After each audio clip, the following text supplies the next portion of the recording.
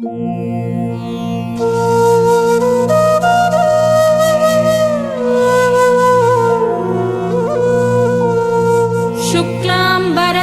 विष्णुं शशिवर्णं चतुर्भुजं प्रसन्नवदनं ध्यायेत् सर्वविघ्नोपशान्तये। यस्य द्विरदवक्त्राद्या पारिषद्या परशतं विघ्नं निघ्नन्ति सततं विश्वक्सेनं तमाश्रये। व्यासं वसिष्ठनप्तारं शक्ते पौत्रमकल्मषम् पराशरात्मजं वन्दे शुकतातं तपोनिधिम्। व्यासाय विष्णुरूपाय व्यासरूपाय विष्णवे नमो वै ब्रह्मनिधये वासिष्ठाय नमो नमः। अविकाराय शुद्धाय नित्याय परमात्मने सदैकरूपरूपाय विष्णवे सर्वजिष्णवे। यस्य स्मरणमात्रेण जन्म संसारबन्धनात् विमुच्यते नमस्तस्मै विष्णवे प्रभविष्णवे। ॐ नमो विष्णवे प्रभविष्णवे। श्रीवैशम्पायन उवाच श्रुत्वा धर्मानशेषेण पावनानि च सर्वशः युधिष्ठिरः शान्तनवं पुनरेवाभ्यभाषत। युधिष्ठिर उवाच किमेकं दैवतं लोके किं वाप्येकं परायणम् स्तुवन्तः कं कमर्चन्तः प्राप्नुयुर्मानवाः शुभम्। को धर्मः सर्वधर्माणां भवतः परमो मतः किं जपन्मुच्यते जन्तुर्जन्म संसारबन्धनात्। श्रीभीष्म उवाच जगत्प्रभुं देवदेवमनन्तं पुरुषोत्तमम् स्तुवन्नाम सहस्रेण पुरुषः सततोत्थितः। तमेव चार्चयन् नित्यं भक्त्या पुरुषमव्ययम् ध्यायन् स्तुवन्नमस्यंश्च यजमानस्तमेव च। अनादिनिधनं विष्णुं सर्वलोकमहेश्वरम् लोकाध्यक्षं सुवन्नित्यं सर्वदुःखातिगो भवेत्। ब्रह्मण्यं सर्वधर्मज्ञं लोकानां कीर्तिवर्धनम् लोकनाथं महद्भूतं सर्वभूतभवोद्भवम्। एष मे सर्वधर्माणां धर्मोऽधिकतमो मतः यद्भक्त्या पुण्डरीकाक्षं स्तवैरर्चेन्नरः सदा। परमं यो महत्तेजः परमं यो महत्तपः परमं यो महद्ब्रह्म परमं यः परायणम्। पवित्राणां पवित्रं यो मङ्गलानां च मङ्गलम् दैवतं देवतानां च भूतानां यो व्ययः यतः सर्वाणि भूतानि भवन्त्यादियुगागमे यस्मिंश्च प्रलयं यान्ति पुनरेव युगक्षये। तस्य लोकप्रधानस्य जगन्नाथस्य भूपते विष्णोर्नाम सहस्रं मे शृणु पापभयापहम्। यानि नामानि गौणानि विख्यातानि महात्मनः ऋषिभिः परिगीतानि तानि वक्ष्यामि भूतये। ऋषिर्नाम्नां सहस्रस्य वेदव्यासो महामुनिः छन्दोनुष्ठुप् तथा देवो भगवान् देवकीसुतः। अमृतांशुद्भवो बीजं शक्तिर्देवकीनन्दनः त्रिसामा हृदयं तस्य शान्त्यर्थे विनियुज्यते। विष्णुं जिष्णुं महाविष्णुं प्रभविष्णुं महेश्वरम् अनेकरूपदैत्यान्तं नमामि पुरुषोत्तमम्। अस्य श्रीविष्णोर्दिव्यसहस्रनामस्तोत्रमहामन्त्रस्य श्रीवेदव्यासो भगवान् ऋषिः अनुष्टुप् छन्दः। श्रीमहाविष्णुः परमात्मा श्रीमन्नारायणो देवता अमृतांशुद्भवो भानुरिति बीजम् देवकीनन्दनः स्रष्टेति शक्तिः उद्भवः क्षोभणो देव इति परमो मन्त्रः। शङ्खभृन्नन्दकी चक्रीति कीलकम् शार्ङ्गधन्वा गदाधर इत्यस्त्रम् रथाङ्गपाणिरक्षोभ्य इति नेत्रम् त्रिसामासामगः सामेति कवचम् आनन्दं परब्रह्मेति योनिः ऋतुः सुदर्शनः काल इति दिग्बन्धः श्रीविश्वरूप इति ध्यानम् श्रीमहाविष्णुप्रीत्यर्थे सहस्रनाम जपे विनियोगः ध्यानम् क्षीरोदन्वत्प्रदेशे शुचिमणिविलसत्सैकते मौक्तिकानाम् मालाः क्लुप्तासनस्थस्फटिकमणिनिभैर्मौक्तिकैर्मण्डिताङ्गः शुभ्रैरभ्रैरदभ्रैरुपरि विरचितैर्मुक्तपीयूषवर्षैः आनन्दीनः पुनीयादरिनलिनगदा शङ्खपाणिर्मुकुन्दः भूः पादौ यस्य नाभिर्वियदसुरनिलश्चन्द्रसूर्यौ च नेत्रे कर्णावाशा शिरोध्यौर्मुखमपि दहनो यस्य वास्तेयमब्धिः अन्तस्तं यस्य विश्वं सुरनरखगो भोगि गन्धर्वदैत्यैः चित्रं रम्यते तं त्रिभुवनवपुषं विष्णुमीशं नमामि। ॐ नमो भगवते वासुदेवाय। शान्ताकारं भुजगशयनं पद्मनाभं सुरेशं विश्वाधारं गगनसदृशं मेघवर्णं शुभाङ्गम् लक्ष्मीकान्तं कमलनयनं योगिहृद्ध्यानगम्यं वन्दे विष्णुं भवभयहरं सर्वलोकैकनाथम् मेघश्यामं पीतकौशेयवासं श्रीवत्साङ्कं कौस्तुभोद्भासिताङ्गम् पुण्योपेतं पुण्डरीकायताक्षं विष्णुं वन्दे सर्वलोकैकनाथम् नमः समस्तभूतानामादिभूताय भूभृते अनेकरूपरूपाय विष्णवे प्रभविष्णवे सशङ्खचक्रं सकिरीटकुण्डलं सपीतवस्त्रं सरसीरुहेक्षणम् सहारवक्षस्थलशोभिकौस्तुभं नमामि विष्णुं शिरसा चतुर्भुजम्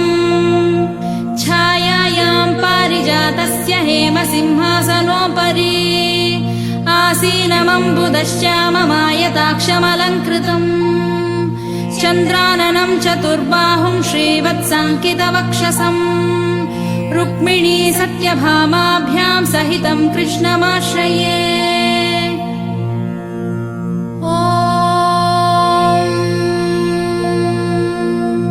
विश्वं विष्णुर्वषट्कारो भूतभव्यभवत्प्रभुः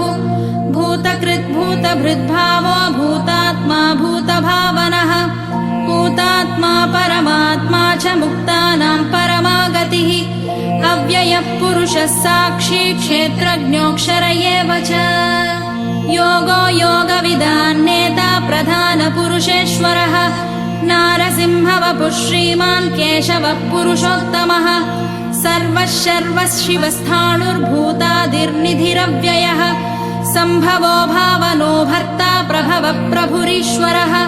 स्वयंभू शम्भुरादित्यः पुष्कराक्षो महास्वनः अनादिनिधनो धाता विधाता धातुरुत्तमः अप्रमेयो ऋषिकेशः पद्मनाभो वरप्रभुः विश्वकर्मा मनुस्त्वष्टा स्थविष्ठस्थविरो ध्रुवः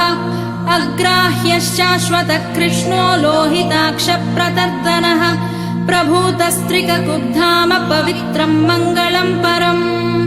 ईशानप्राणदप्राणो ज्येष्ठः श्रेष्ठः प्रजापतिः हिरण्यगर्भो भूगर्भो माधवो मधुसूदनः ईश्वरो विक्रमी धन्वी मेधावी विक्रमक्रमः अनुत्तमो दुराधर्षः कृतज्ञः कृतिरात्मवान् सुरेशः शरणं शर्म विश्वरेता प्रजाभवः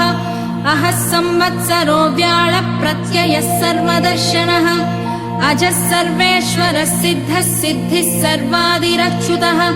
वृषाकपिरमेयात्मा सर्वयोगविनिसृतः वसुर्वसुमनः सत्यः समात्मा संमितः समः अमोघः पुण्डरीकाक्षो वृषकर्मा वृषाकृतिः रुद्रो बहुशिरा बभ्रुर्विश्वयोनिः शुचिश्रवाः अमृतः शाश्वतस्थाणुर्वरारोहो महातपाः सर्वगः सर्वविद्भानुर्विश्वक्सेनो जनार्दनः वेदो वेदविदव्यङ्गो वेदाङ्गो वेदवित्कविः लोकाध्यक्षः सुराध्यक्षो धर्माध्यक्षकृतः चतुरात्मा चतुर्व्यूहश्चतुर्दंष्ट्रश्चतुर्भुजः भ्राजिष्णुर्भोजनं भोक्ता सहिष्णुर्जगदादिजः अनघो विजयो जेता विश्वयोनिर्पुनर्वसुः उपेन्द्रो वामनप्रांशुरमोघः शुचिरूर्जितः अतीन्द्रः सङ्ग्रहः सर्गो धृतात्मा नियमो यमः वेद्यो वैद्यः सदा योगी वीरः माधवो मधुः अतीन्द्रियो महामायो महोत्साहो महाबलः महाबुद्धिर्महावीर्यो महाशक्तिर्महाद्युतिः अनिर्देश्य वपुः श्रीमानमेयात्मा महादृधृक् महेश्वासो महीभर्ता श्रीनिवासः सताङ्गतिः अनिरुद्धः सुरानन्दो गोविन्दो गोविदाम्पतिः मरीचिर्दमनोहंसः सुपर्णो भुजगोत्तमः हिरण्यनाभः सुतपाः पद्मनाभः प्रजापतिः अमृत्युः सर्वदृक्सिंहः सन्धाता सन्धिमान् स्थिरः अजो दुर्मर्षणः शास्ता विश्रुतात्मा सुरारिः गुरुर्गुरुतमो धामः सत्यः सत्यपराक्रमः निमिषो निमिषस्रग्वी वाचस्पतिरुदारधीः अग्रणीर्ग्रामणी श्रीमान् न्यायो नेता समीरणः सहस्रमूर्धा विश्वात्मा सहस्राक्षः सहस्रपात् आवर्तनो निवृत्तात्मा संवृतः सम्प्रमर्दनः अहः संवर्तको वह्निरनिलो धरणीधरः सुप्रसादप्रसन्नात्मा विश्वधृग्विश्वभुग्विभुः सत्कर्ता सत्कृतः साधुर्जन्नुर्नारायणो नरः असङ्ख्येयो प्रमेयात्मा विशिष्टः शिष्टकृच्छुचिः सिद्धार्थः सिद्धसङ्कल्पः सिद्धिदः सिद्धिसाधनः वृषाही वृषभो विष्णुर्वृषपर्वा वृषोदरः वर्धनो वर्धमानश्च विविक्तः श्रुतिसागरः सुभुजो दुर्धरो वाग्मी महेन्द्रो वसुदो वसुः नैकरूपो बृहद्रूपः शिपिविष्टप्रकाशनः ओजस्तेजोद्युतिधरः प्रकाशात्मा प्रतापनः ऋद्धस्पष्टाक्षरो मन्त्रश्चन्द्रांशुर्भास्करद्युतिः अमृतांशुद्भवो भानुः शशबिन्दुः सुरेश्वरः औषधं जगतः सेतुः सत्यधर्मपराक्रमः भूतभव्यभवन्नाथः पवनः पावनो नलः कामः कामकृत्कान्तः कामः कामप्रदः प्रभुः युगादिकृत्युगावर्तो नैकमायो महाजनः अदृश्यो व्यक्तरूपश्च सहस्रजितनन्तजित् इष्टो विशिष्टः शिष्टेष्टः शिखण्डी नहुषो वृषः क्रोधः क्रोधकृत्कर्ता विश्वबाहुर्महीधरः अच्युतः प्रथितः प्राणः प्राणदो वासवानुजः अपान्निधिरधिष्ठानमप्रमत्तः प्रतिष्ठितः स्कन्दः स्कन्दधरो धुर्यो वरदो वायुवाहनः वासुदेवो बृहद्भानुरादिदेवः पुरन्दरः अशोकस्तारणस्तारः शूरः शौरिर्जनेश्वरः अनुकूलः शतावर्तः पद्मी पद्मनिभेक्षणः पद्मनाभोरविन्दाक्षः पद्मगर्भः शरीरभृत् महर्दिवृद्धो वृद्धात्मा महाक्षो गरुडध्वजः अतुलः शरभो भीमः समयज्ञो हविर्हरिः सर्वलक्षणलक्षण्यो लक्ष्मीवान् समितिञ्जयः विक्षरो रोहितो मार्गो हेतुर्दामोदरः सहः महीधरो महाभागो वेगवानमिताशनः उद्भवः क्षोभणो देवः श्रीगर्भः परमेश्वरः करणं कारणं कर्ता विकर्ता गहनो गुहः व्यवसायो व्यवस्थानः संस्थानस्थानदो ध्रुवः परर्धिः परमस्पष्टः तुष्टः पुष्टः शुभेक्षणः रामो विरामो विरतो मार्गो नेयो नयोनयः वीरः शक्तिमतां श्रेष्ठो धर्मो धर्मविदुत्तमः वैकुण्ठः पुरुषः प्राणः प्राणदः प्रणवः पृथुः हिरण्यगर्भः शत्रुघ्नो व्याप्तो वायुरधोक्षजः ऋतुः सुदर्शनः कालः परमेष्ठी परिग्रहः उग्रः संवत्सरो दक्षो विश्रामो विश्वदक्षिणः विस्तारस्थावरस्थाणुप्रमाणम् बीजमव्ययम् अर्थोऽनर्थो महाकोशो महाभोगो महाधनः अनिर्विण्णस्तविष्टो भूर्धर्मयूपो महामखः नक्षत्रनेमिर्नक्षत्री क्षमः क्षामः समीहनः यज्ञयुज्यो महेज्यश्च क्रतुः सत्रम् सताङ्गतिः सर्वदर्शी विमुक्तात्मा सर्वज्ञो ज्ञानमुत्तमम् सुवृतः सुमुखः सूक्ष्मः सुघोषः सुखदः सुहृत् मनोहरोजितक्रोधो वीरबाहुर्विदारणः स्वापनः स्ववशो व्यापी नैकात्मा नैककर्मकृत् वत्सरो वत्सलो वत्सी रत्नगर्भो धनेश्वरः धर्मगुद्धर्मकृद्धर्मी सदसक्षरमक्षरम् अविज्ञाता सहस्रांशुर्विधाता कृतलक्षणः गभस्तिनेमिः सत्त्वस्थः सिंहो भूतमहेश्वरः आदिदेवो महादेवो देवेशो देवभृद्गुरुः उत्तरो गोपतिर्गोप्ता ज्ञानगम्यः पुरातनः शरीरभूतभृद्भोक्ता कपीन्द्रो भूरि दक्षिणः सोमपोऽमृतपः सोमः पुरुजित्पुरुसत्तमः विनयो जयः सत्यसन्धो दाशार्हः सात्वतां पतिः जीवो विनयिता साक्षी मुकुन्दोमितविक्रमः अम्भोनिधिरनन्तात्मा महोदधिशयोऽन्तकः अजो महार्हः स्वाभाव्योजितामित्रप्रमोदनः आनन्दो नन्दनो नन्दः सत्यधर्मा त्रिविक्रमः महर्षिः कपिलाचार्यः कृतज्ञो मेदिनीपतिः त्रिपदस्त्रिदशाध्यक्षो महाशृङ्गकृतान्तकृत् महावराहो गोविन्दः सुषेणः कनकाङ्गदी गुह्यो गभीरो गहनो गुप्तश्चक्रगदाधरः वेधास्वाङ्गोजितकृष्णो दृढः सङ्कर्षणाच्युतः वरुणो वारुणो वृक्षः पुष्कराक्षो महामनाः भगवान् भगहानन्दी वनमाली हलायुधः आदित्यो ज्योतिरादित्यः सहिष्णुर्गतिसत्तमः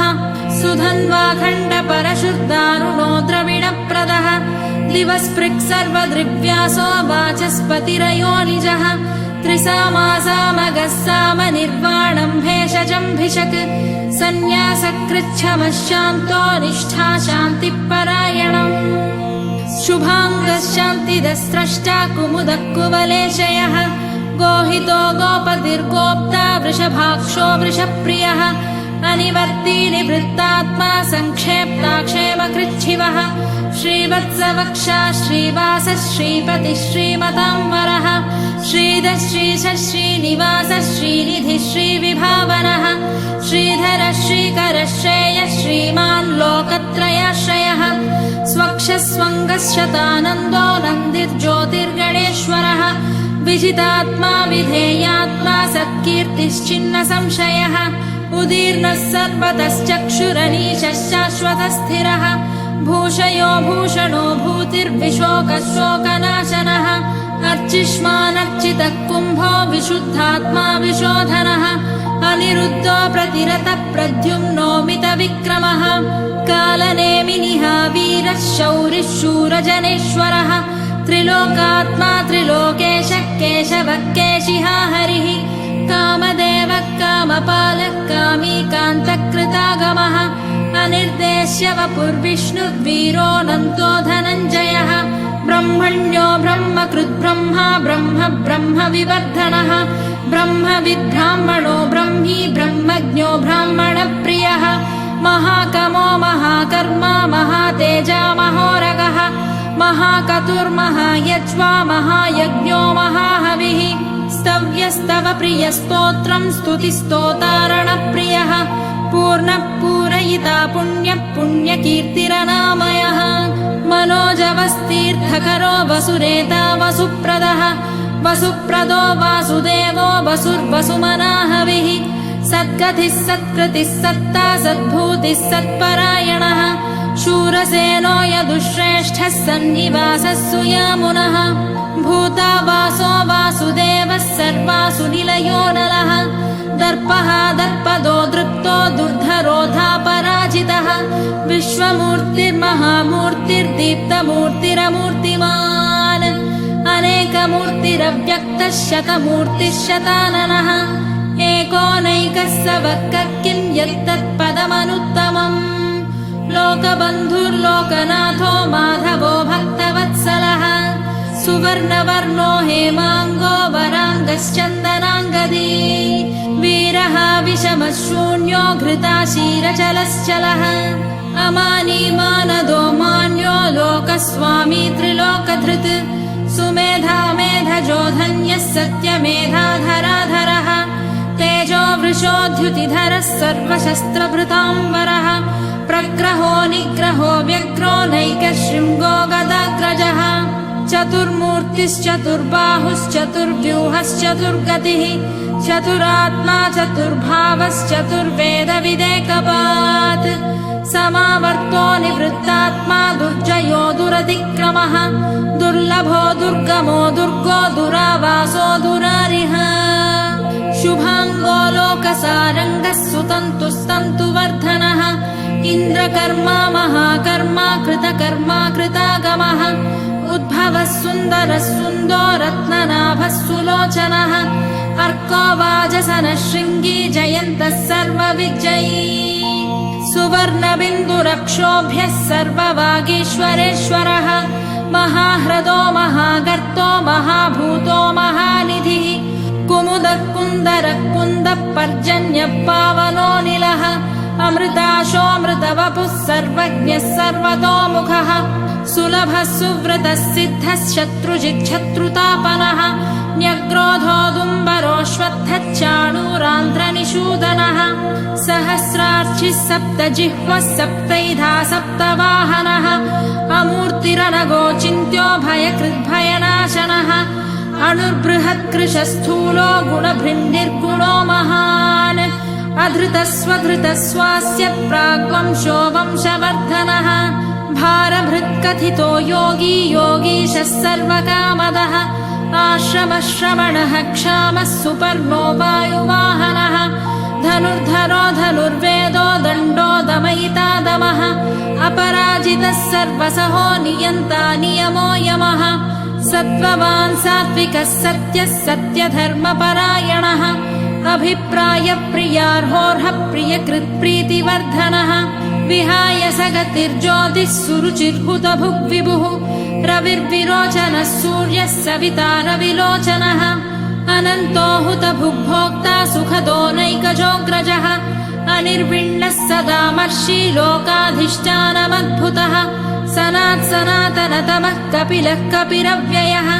स्वस्तिदः स्वस्तिकृत् स्वस्ति स्वस्तिभुक् स्वस्ति दक्षिणः अरौद्रकुण्डलीचक्रे विक्रम्यूर्जितशासनः शब्दाधिकः शब्दसः शिशिरः शर्वरीकरः अक्रूरपेशलो दक्षो दक्षिणः क्षमिणाम्बरः विद्वत्तमो वीतभयः पुण्यः श्रवणकीर्तनः उत्तारणो दुष्कृतिः पुण्यो दुःस्वप्ननाशनः वीरः रक्षणः सन्तो जीवनः पर्यवस्थितः अनन्तरूपोऽनन्तः श्रीर्जितमन्युर्भयापहः चतुरश्रो गभीरात्मा विदिशो व्यादिशो दिशः अनादिर्भूर्भुवो लक्ष्मीः सुवीरो रुचिराङ्गदः जननो जनजन्माधिर्भीमो भीमपराक्रमः आधारनिलयो धाता पुष्पहासप्रजागरः ऊर्ध्वगः सत्पथाचारः प्राणदः प्रणवप्रणः प्रमाणं प्राणनिलय प्राणभृत् प्राणजीवनः तत्त्वं तत्त्वविदेकात्मा जन्म मृत्युजरातिगः भूर्भुवः स्वस्तरुस्तारः सविता प्रपितामहः यज्ञो यज्ञपतिर्यज्वा यज्ञाङ्गो यज्ञवाहनः यज्ञभृद्यज्ञकृद्यज्ञी यज्ञभुग्यज्ञसाधनः यज्ञान्तकृत्यज्ञगुह्यमन्नमन्नादयेव च आत्मयोनिस्वयं जातो वैखानः सामगायनः देवकीनन्दनस्रष्टा क्षितीशः पापनाशनः शङ्खभृन्नन्दकी चक्रे शाङ्गधन्वा गदाधरः रथाङ्गपाणिरक्षोभ्यः सर्वप्रहरणायुधः शङ्खभृन्नन्दकी चक्रे शाङ्गधन्वा गदाधरः रथाङ्गपाणिरक्षोभ्यः सर्वप्रहरणायुधः सर्वप्रहरणायुध ॐ नम इति वनमाली गदीशाङ्गी शङ्खी चक्री च नन्दकी श्रीमान्नारायणो विष्णुर्वासुदेवोऽभिरक्षतु वनमाली गदीशाङ्गी शङ्खी चक्री च नन्दकी श्रीमान्नारायणो विष्णुर्वासुदेवोऽभिरक्षतु वनमाली गदीशाङ्गी शङ्खी चक्री च नन्दकी श्रीमान्नारायणो विष्णुर्वासुदेवोऽभिरक्षतु इतीदं कीर्तनीयस्य केशवस्य महात्मनः नाम्नां सहस्रं दिव्यानामशेषेण प्रकीर्तितम् य इदं शृणुयान्नित्यं यश्चापि परिकीर्तयेत् नाशुभं प्राप्नुयात् किञ्चित् सोमुत्रेह च मानवः वेदान्तगो ब्राह्मणः स्यात् क्षत्रियो विजयी भवेत् वैश्यो धनसमृद्धः स्यात् शूद्रः सुखमवाप्नुयात् धर्मार्थी प्राप्नुयात् धर्ममर्थार्थी चार्थमाप्नुयात् कामानवाप्नुयात् कामी प्रजार्थी चाप्नुयात् प्रजाम् भक्तिमान् यः सदोत्थाय शुचिस्तद्गतमानसः सहस्रं वासुदेवस्य नाम्नामेतत् प्रकीर्तयेत् यशः प्राप्नोति विपुलं याति प्राधान्यमेव च अचलां श्रियमाप्नोति श्रेयः प्राप्नोत्यनुत्तमम् न भयं क्वचिदाप्नोति वीर्यं तेजश्च विन्दति भवत्यरोगोद्युतिमान् बलरूपगुणान्वितः रोगार्तो मुच्यते रोगात् बद्धो मुच्येत बन्धनात् भयान्मुच्येत भीतस्तु मुच्येतापन्नापदः दुर्गाण्यतितरत्याशु पुरुषः पुरुषोत्तमम् स्तुवन्नाम सहस्रेण नित्यं भक्तिसमन्वितः वासुदेवः श्रयो मर्त्यो वासुदेवपरायणः सर्वपापविशुद्धात्मा याति ब्रह्म सनातनम् न वासुदेव भक्तानामशुभं विद्यते क्वचित् जन्म मृत्युजरा व्याधि भयं नैवोपजायते इमं स्तवमधीयानः श्रद्धा भक्तिसमन्वितः युज्येतात्मसुखक्षान्तिः श्रीधृतिस्मृतिकीर्तिभिः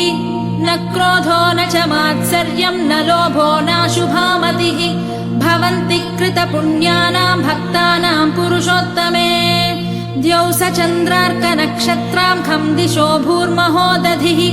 वासुदेवस्य वीर्येण विधृतानि महात्मनः ससुरासुरगन्धर्वः स यक्षोरगराक्षसम् जगद्वशे वर्ततेदं कृष्णस्य सचराचरम् इन्द्रियाणि मनोबुद्धिः सत्त्वं तेजो बलं धृतिः वासुदेवात्मकान्याहुः क्षेत्रं क्षेत्रज्ञ एव च सर्वागमानामाचारः प्रथमं परिकल्पते आचारप्रभवो धर्मो धर्मस्य प्रभुरच्युतः ऋषयः पितरो देवा महाभूतानि धातवः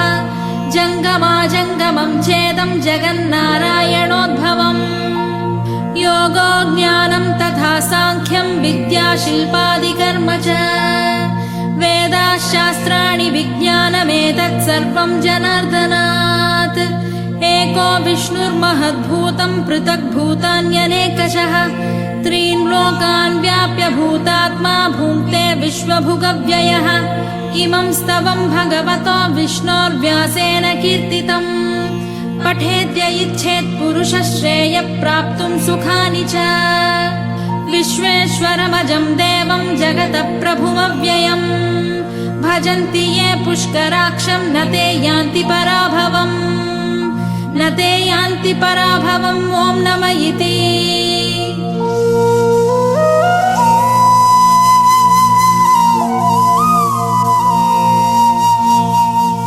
अर्जुन उवाच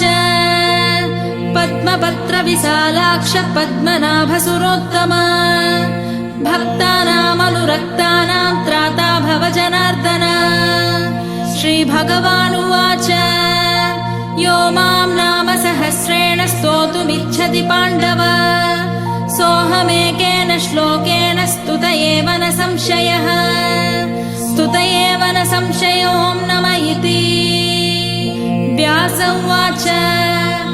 वासनाद् वासुदेवस्य वासितं भुवनत्रयम् सर्वभूतनिवासोऽसि वासुदेव नमोऽस्तु ते। वासनाद् वासुदेवस्य वासितं भुवनत्रयम् सर्वभूतनिवासोऽसि वासुदेव नमोऽस्तु ते। वासुदेव नमोऽस्तु त ॐ नम इति। पार्वत्युवाच केनोपायेन लघुना विष्णोर्नाम सहस्रकम् पठ्यते पण्डितैर्नित्यं श्रोतुमिच्छाम्यहं प्रभो। ईश्वर उवाच श्रीराम राम रामेति रमे रामे मनोरमे सहस्रनाम तत्तुल्यं राम नाम वरानने। श्रीराम राम रामेति रमे रामे मनोरमे सहस्रनाम तत्तुल्यं राम नाम वरानने। श्रीराम राम रामेति रमे रामे मनोरमे सहस्रनाम तत्तुल्यं राम नाम वरानने। राम नाम वरानन ॐ नम इति। ब्रह्मोवाच नमोऽस्त्वनन्ताय सहस्रमूर्तये सहस्रपादाक्षि शिरोरुबाहवे सहस्रनाम्ने पुरुषाय शाश्वते सहस्रकोटियुगधारिणे नमः। सहस्रकोटियुगधारिणे नमः ॐ नम इति। सञ्जय उवाच यत्र योगेश्वरः कृष्णो यत्र पार्थो धनुर्धरः तत्र श्रीर्विजयोर्भूतिर्ध्रुवा नीतिर्मतिर्मम। श्रीभगवानुवाच अनन्याश्चिन्तयन्तो मां ये जना पर्युपासते तेषां नित्याभियुक्तानां योगक्षेमं वहाम्यहम्। परित्राणाय साधूनां विनाशाय च दुष्कृतां धर्मसंस्थापनार्थाय सम्भवामि युगे युगे। आर्ता विषण्णाः शिथिलाश्च भीताः घोरेषु च व्याधिषु वर्तमानाः संकीर्त्य नारायणः शब्दमात्रं विमुक्तदुःखाः सुखिनो भवन्तु। आर्ता विषण्णाः शिथिलाश्च भीताः घोरेषु च व्याधिषु वर्तमानाः संकीर्त्य नारायणः शब्दमात्रं विमुक्तदुःखाः सुखिनो भवन्तु। कायेन वाचा मनसेन्द्रियैर्वा बुद्ध्यात्मना वा प्रकृते स्वभावात् करोमि यद्यत् सकलं परस्मै नारायणायेति समर्पयामि।